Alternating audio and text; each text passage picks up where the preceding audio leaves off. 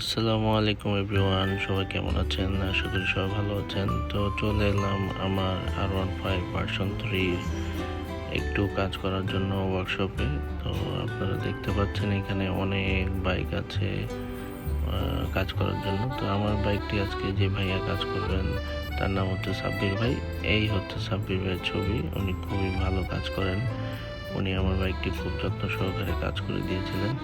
তো আসলে যে প্রবলেমটি ছিল সেগুলো নিয়ে আমরা আসছি। তো আমরা যেখানে এসেছিলাম বাইকটি সার্ভিসিং করতে, জায়গাটি খুবই সুন্দর এবং কোম্পানির নাম হচ্ছে বাইকার্স হেডকোয়ার্টার।